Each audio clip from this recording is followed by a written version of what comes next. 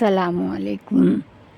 آج سے ہم نبیوں کی سیریز اسٹارٹ کر رہے ہیں، جس میں سارے نبیوں کے بارے میں ہم بتائیں گے، ان کے بارے میں بتائیں گے۔ تو اگر آپ کو ویڈیو پسند آئے تو لائک کریے گا اور چینل کو سبسکرائب کریے گا۔ تو سب سے پہلے ہم آج آپ کو حضرت آدم علیہ السلام کے بارے میں بتاتے ہیں کہ ان کی پیدائش کیسے ہوئی تھی۔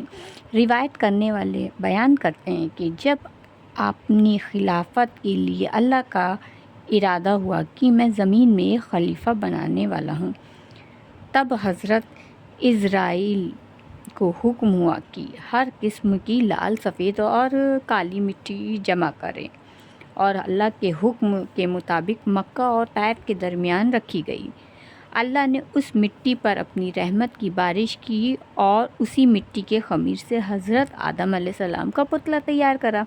لگ بھگ 40 برس لگ گئے تھے جب اللہ نے چاہا کہ حضرت آدم علیہ السلام کا ستارہ روشن ہو اور آدم کی اولاد کا درجہ پوری دنیا میں بلند ہو، تو روح کو حکم ہوا کہ آدم کے جسم میں اترے۔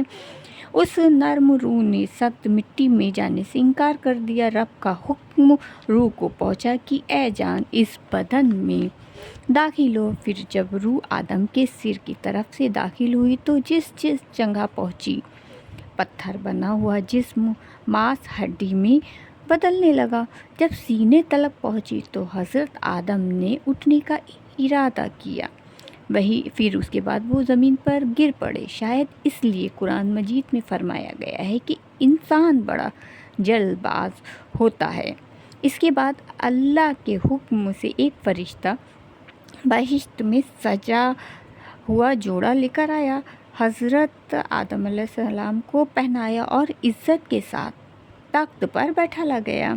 حضرت آدم علیہ السلام کی پیدائش کے وقت فرشتے آپس میں کہتے تھے کہ اللہ خاک سے پیدا کر کے جس ہستی کو خلافت کی گدی پر بیٹھائے گا، وہ خدا کے نزدیک ہم سے زیادہ عزیز نہ ہوگا، اور غیب کے جاننے والے کے دربار میں ہم جو دن رات رہتے ہیں، ہمیں امید ہے کہ ہمارا علم اس سے زیادہ ہوگا۔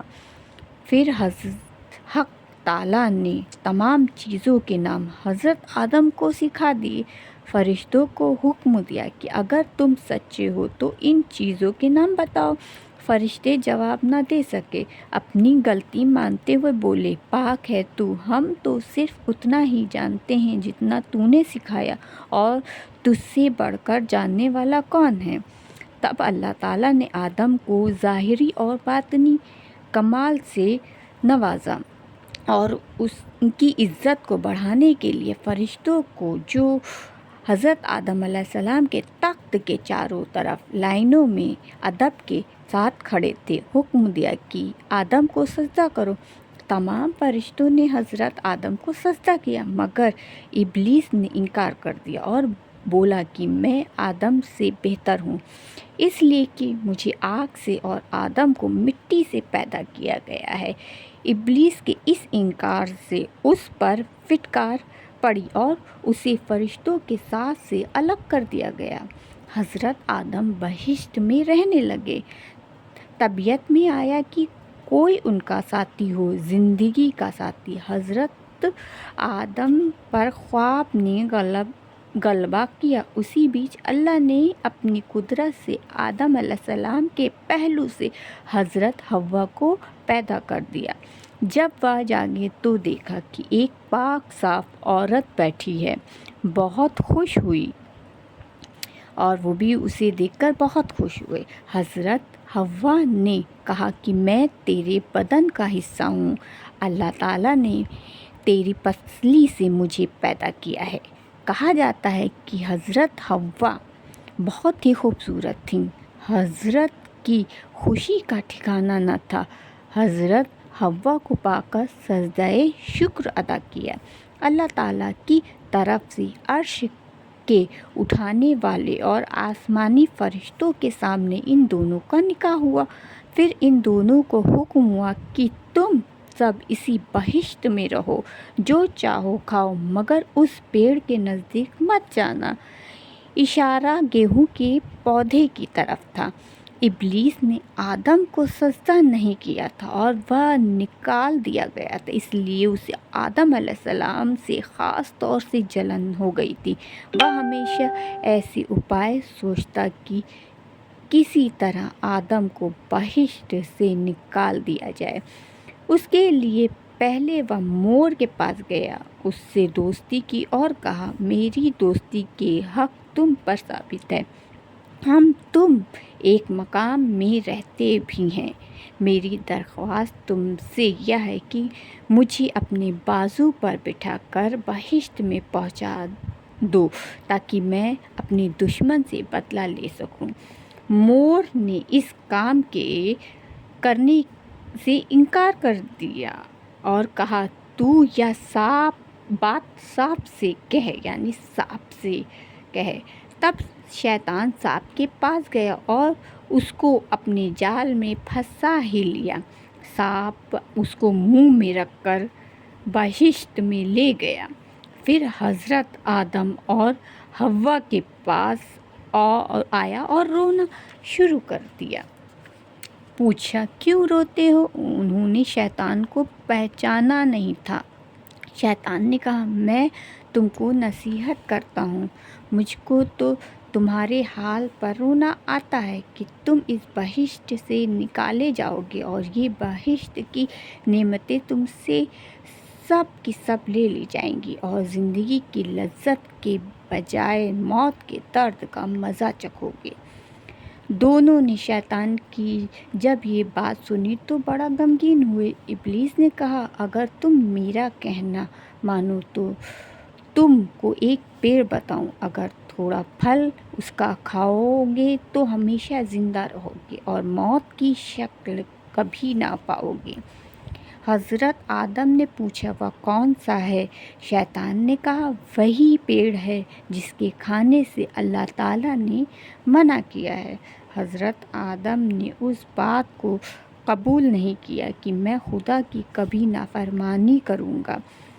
جب شیطان نے قسم کھائی کہ میں تمہارا بھلا چاہتا ہوں تو وہ اس نافرمانی کے لیے تیار نہ ہوئے اور اٹھ کر چلے گئے۔ پھر شیطان نے حضرت حوا کی خدمت میں آ کر اس طرح ان کے دل میں بھی وسوسے ڈالے اور سانپ نے شیطان کے کہنے پر گواہی دی۔ حضرت حوا نے حضرت آدم سے فرمایا کہ سانپ تو بہشت کا خادم ہے اور وہ شیطان کے حق میں گواہی دے رہا ہے، تو میں پہلے اس پیڑ کا پھل کھاتی ہوں، اگر کوئی بات پڑے تو میرے واسطے خدا سے معافی مانگ لینا، اور نہیں تو تم بھی کھاؤ کہ تم دونوں تمام عمر بہشت کی نعمتوں کو چین سے کھایا کریں گے۔ جب حضرت حوا نے تھوڑے سے گیہوں کے پھل کھا لیے اور ان کے کہنے سے حضرت آدم علیہ السلام نے بھی کچھ کھا لیا تو ابھی تک حضرت آدم کے معدے میں گیہوں پوری طرح ہضم بھی نہیں ہوا تھا کہ بہشت کا لباس جسم سے گر پڑا، جسم ننگا ہو گیا۔ مجبور ہو کر انجیر کے پتوں سے جلدی جلدی جسم ڈھکا۔ حکم ہوا کہ اے آدم، تیرے ننگے ہونے کی وجہ کیا ہے؟ کہا، اللہ، اس کی وجہ یہ ہے کہ تیری مرضی پر عمل نہ کیا، اسے نہیں مانا، پیڑ کا پھل کھا لیا۔ پھر آدم نے یہ بھی عرض کیا، یہ غلطی سانپ اور مور کے بہکانے اور قسم کھانے سے ہوئی ہے، جبکہ یہ بہشت کے امین اور رکھوالے ہیں۔ کہا جاتا ہے کہ اس وقت سانپ شکل و صورت کے اعتبار سے بہت ہی خوبصورت تھا، اس جیسا بہشت میں کوئی جانور بھی نہیں تھا۔ اللہ تعالیٰ نے اس گناہ کی وجہ سے اس کا چہرہ بگاڑ دیا، مٹی دھول کو اس کا کھانا بنا دیا اور پیٹھ سینے کے بل زمین کو رگڑتا اور چھاتی کو چھیلنا مقدر بنا دیا۔ اسی جرم کے عذاب کے طور پر حضرت حوا اور ان کی بیٹیوں کو جنانے یعنی حیض کی گندگی دی گئی اور خاوندوں کے حکم میں رہنا اور ان کی تابعداری کرنا لکھ دیا گیا۔ مور کو بھی سزا ملی، اس کی بھی شکل بدل گئی، چنانچہ پاؤں تو بدصورت ہو گئے۔ پھر حکم ہوا کہ سب کے سب بہشت سے نکلو اور زمین پر اترو اور آپس میں ایک دوسرے کے دشمن بنے رہو گے۔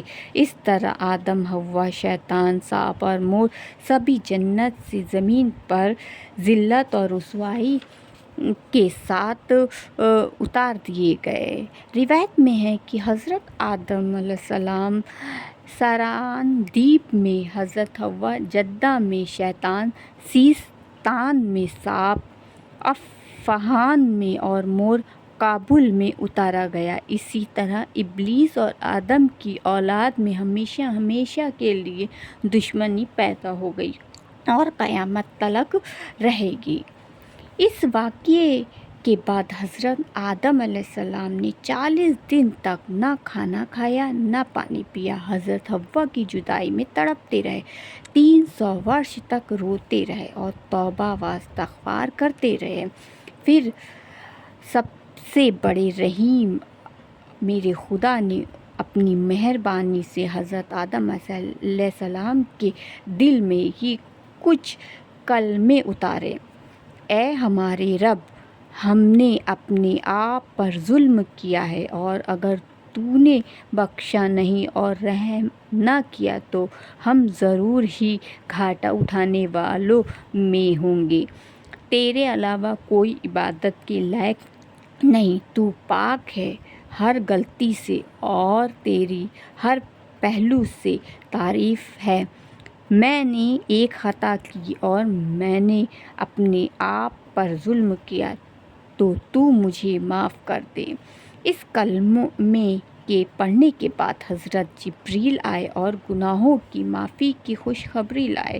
حضرت آدم علیہ السلام بہت خوش ہوئے۔ اس خوشی میں اللہ کا اشارہ پا کر انہوں نے چاند کی طرف 14-15 تاریخ کے روزے رکھے۔ ان روزوں سے ان کے قلب کو اطمینان ہوا اور جسم کو راحت ملی۔ اس دعا اور روزے کی اسی برکت کی وجہ سے کہا جاتا ہے کہ آدم کی اولاد میں سے جو بھی اس دعا کو پڑھے گا اور ان 3 روزوں کی ہر مہینے میں عادت رکھے گا، ان کے گناہ معاف ہو جائیں گے اور ان کا دل جو گناہوں کی مصیبت میں سیاہ ہو رہا ہے، صاف اور روشن ہو جائے گا۔ اس کے بعد حضرت آدم کو حکم ہوا کہ خانہ کعبہ کی بنیاد رکھیں۔ حضرت آدم نے جبریل علیہ السلام کی تعلیم سے اور فرشتوں کی مدد سے کعبے کی بنیاد رکھی اور حجر اسود کو، جسے وہ اپنے ساتھ بہشت سے لائے تھے، اور اس میں عہد نامہ اور قول و قرار روز آستہ کا خدا نے رکھا تھا، کعبے میں ایک طرف جمایا۔ کعبہ تیار ہونے کے بعد حضرت جبریل نے حج اور طواف کے طریقے بتائے۔ حضرت آدم علیہ السلام نے ان سب سے چھٹی پا کر حضرت جبریل کے کہنے سے عرفات پہاڑ پر چڑھے۔ حضرت حوا بھی حضرت آدم کے لیے پریشان تھیں، گھومتی پھرتی وہ عرفات پہنچ ہی گئیں۔ دھوپ اور گرمی سے ان کا رنگ بھی بدل گیا تھا، دونوں ایک دوسرے کو نہ پہچان سکے۔ حضرت جبریل نے ایک دوسرے کو پہچانا، دونوں کی ملاقات ہوئی، پھر دونوں اللہ کی مرضی کے مطابق رہنے لگے۔ حضرت جبریل نے گیہوں، روٹی اور لکڑی پہنچائی، کھیتی کرنا سکھایا، 2 بیل بھیجے اور دونوں محنت، مشقت اور سکون کے ساتھ روزی روٹی کھانے لگے۔ اگر ویڈیو پسند آئے تو لائک کریے، چینل کو سبسکرائب کریے۔ ملتے ہیں دوسری ویڈیو میں۔ اللہ حافظ۔